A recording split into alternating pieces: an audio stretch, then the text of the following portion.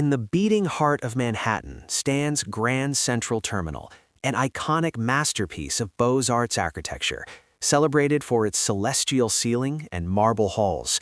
Yet few realize that for decades, this landmark lived under a constant, existential threat. The air rights above the terminal, a crucial piece of New York real estate, were coveted by developers, aiming to build a massive commercial skyscraper directly on top of the main concourse.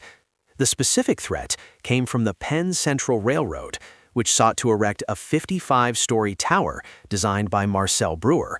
This unbuilt behemoth, a dramatic, modern structure placed atop the historic terminal, would have fundamentally and irreversibly altered one of the city's most cherished architectural spaces. This planned tower was not just an architectural proposal. It sparked one of the most significant architectural and legal battles in American history. Had it been built, the tower would have completed the political proscription of the terminal's original architectural vision, hiding the glorious facade and potentially destabilizing the complex train network below. The fight to save Grand Central was spearheaded by figures like Jacqueline Kennedy Onassis, who argued passionately that architectural heritage was a communal, not private asset. The eventual legal victory, which banned the construction of the tower, set a crucial precedent for urban preservation, confirming that not all vanished grandeur is physical. Sometimes, the greatest victory is the preservation of what already exists. Welcome back to Vanished Grandeur, where we investigate structures that were lost and those that were saved from destruction by political and legal intervention. Grand Central Terminal, opened in 1913, is a masterpiece of integrated urban planning and engineering. Architects Reed and Stem and design architects Warren and Wetmore created a multi-layered complex that not only moved trains, but also concealed all tracks underground, making use of electric trains. This allowed the terminal to sell its valuable air rights for the construction of surrounding skyscrapers, like the MetLife building. This innovative sale of architectural air rights was a central feature of the terminal's financial model, but it also became its greatest existential threat decades later. The direct threat was the proposed tower designed by Modernist architect Marcel Breuer in the mid-1960s. The design was a Brutalist inverted monolith, starkly contrasting with the elegant Beaux-Arts architecture below. Breuer proposed placing the tower on columns that would pierce the roof of the main waiting room, requiring the demolition of the south facade and the famous celestial ceiling to make way for a giant elevator shaft. The architectural and aesthetic destruction would have been immense. The plan was a classic example of economic pressure overwhelming architectural and historical sensitivity, attempting to enforce an architectural ban on the past in the name of profit. The push for the skyscraper came from the ailing Penn Central Railroad. By the 1960s, passenger rail travel was declining, and the company was in deep financial trouble. The unused air rights above Grand Central represented a colossal financial asset, a lifeline that could generate tens of millions in revenue. Penn Central argued that the preservation of the terminal was financially crushing, and that the city's landmarks law, which protected the terminal, constituted a taking of private property without just compensation. This financial pressure was the engine driving the attempt to impose an architectural prescription on the historic facade. The battle was only possible because of the destruction of another great New York architectural landmark a few years earlier, Penn Station. The magnificent original Penn Station was demolished in the early 1960s to make way for the Madison Square Garden complex. That loss galvanized public opinion, leading directly to the creation of the New York City Landmarks Preservation Commission, or LPC, in 1965.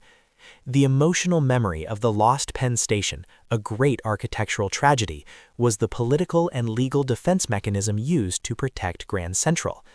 The lost station became the architectural ghost that saved the terminal. The public face of the preservation movement was Jacqueline Kennedy Onassis. She successfully mobilized public opinion, using her status to elevate the battle from a niche legal fight to a major cultural cause. She emphasized that the city's architectural heritage was part of its identity, arguing that the destruction of Grand Central would be an irreversible cultural loss. Her public campaign provided the vital non-legal pressure necessary to solidify the political will to enforce the architectural ban on the Breuer Tower. The legal battle, which ultimately reached the Supreme Court, focused on the validity of the city's landmarks law. The city argued that the terminal's designation as a landmark protected the public good and that the benefits of preservation, aesthetic, historical, and cultural, justified the restrictions on the owner's development rights. Penn Central argued that the restriction was too severe. The landmark status was the legal and political tool used to enforce the proscription against the new construction. In 1978, the U.S. Supreme Court ruled in favor of the City of New York, Penn Central Transportation Company versus New York City. The majority opinion, written by Justice William Brennan, affirmed that the landmarks preservation law was constitutional. This victory was monumental. It legally validated the city's right to restrict private development in the interest of preserving historic architectural sites. The decision effectively imposed a permanent legal prescription on the construction of the tower, securing the physical integrity of the terminal for future generations. The great architectural ghost of this saga is the Breuer Tower itself. While aesthetically controversial, it was a significant proposal by a leading modernist. Its blueprints and models represent a massive, unrealized piece of 20th-century American architecture. Its failure to be built is a rare example where a vanished grandeur is an unbuilt, forbidden structure defeated by the collective will to preserve the existing architectural masterpiece, ensuring that the integrity of the terminal was not architecturally compromised. The legal precedent set by the Grand Central case is arguably the most important architectural legacy of the battle.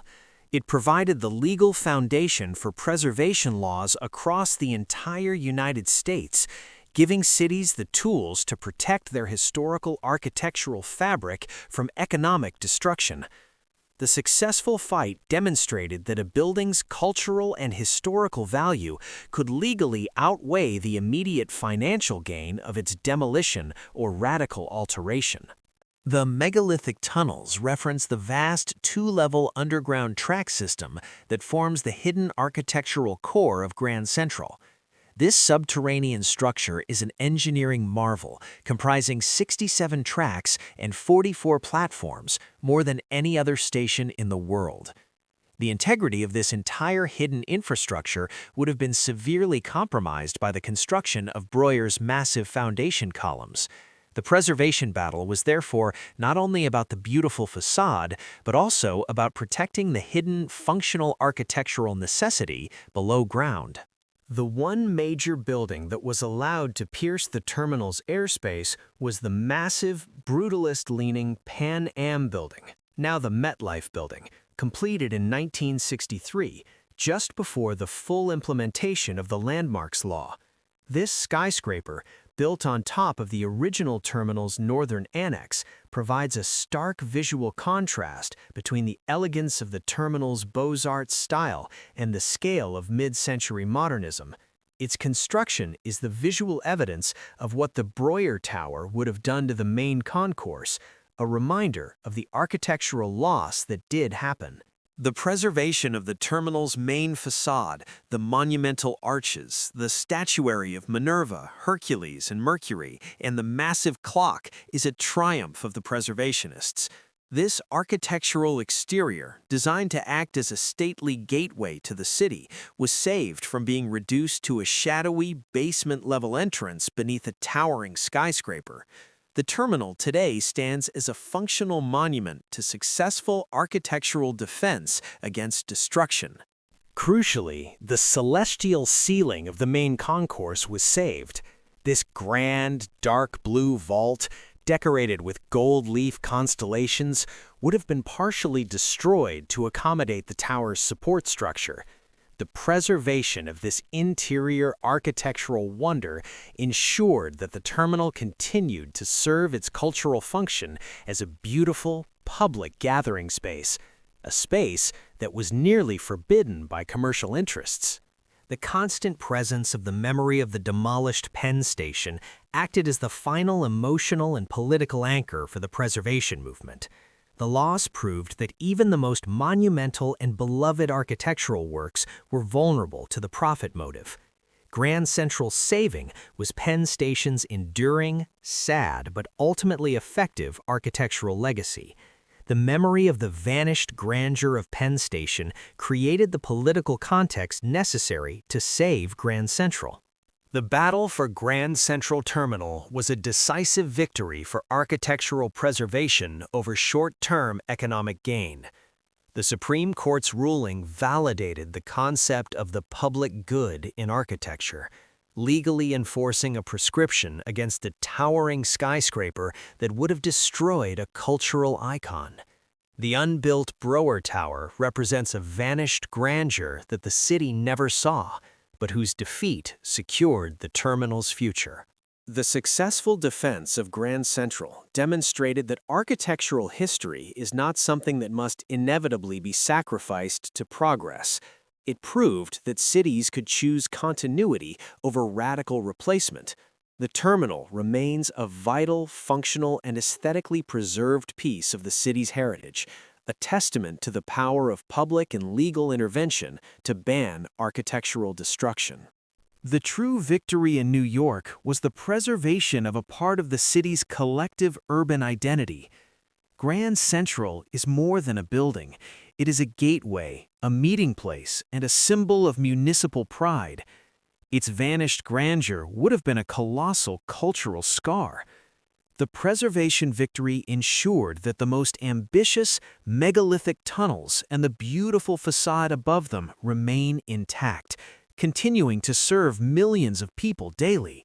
The story of Grand Central is a powerful lesson in how legal battles can defend architecture against political and economic proscription. If you were fascinated by this victory for preservation and the great skyscraper that was forbidden from being built, be sure to subscribe to Vanished Grandeur and share your thoughts. Should financial gain ever justify the demolition of a recognized landmark? Our next episode moves to another unbuilt architectural concept, the Tower of Tatlin, architecture that was ahead of its time. We will investigate the monumental spiraling structure designed to be the headquarters of the Third International and why this ultimate constructivist vision was politically and materially banned from ever leaving the blueprint stage. Which great unbuilt monument should we cover next? Let us know in the comments.